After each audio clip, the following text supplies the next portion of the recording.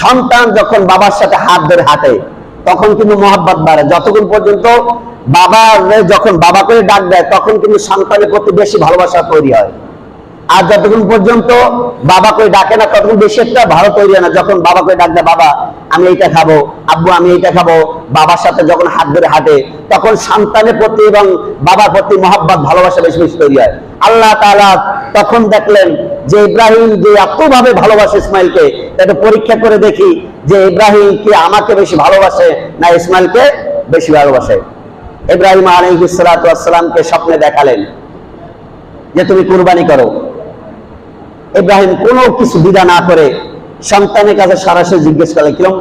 ফালাম্মা বালাগা মা'আ সা'য়া ক্বালা ইয়া বুনাইয়া, ইয়া বুনাইয়া তুই সন্তান, ইন্নী আরা ফিল মানামি আন্নী আযবাহুকা ফানজুর মাযা তারা, হে সন্তান আমি স্বপ্নে দেখেছি আমাকে আল্লাহ তাআলা তোমাকে কুরবানি করতে বলেছেন, তোমার কি অভিমত আছে, তোমার কি কোনো কথা আছে? সন্তানও কি রকম দেখেন,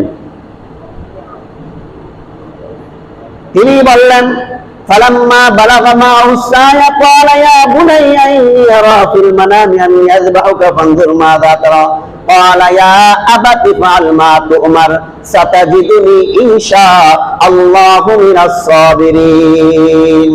ইসমাইল আলাইহিস সালাতু ওয়াস সালাম বললেন, ও বাবা, তোমাকে যেটা আল্লাহ তাআলা হুকুম করেছেন, স্বপ্নে দেখেছেন, তুমি কোনো দ্বিধা নেবে না, কোনো মনে কষ্ট নেবে না। তোমাকে আল্লাহ যারা হুকুম করেছেন অবশ্যই অবশ্যই তুমি তোমার রবের হুকুম পালন করো, আমি সব সময় ইনশাআল্লাহ তুমি আমাকে সবরকারীর অন্তর্ভুক্ত পেয়ে যাবা।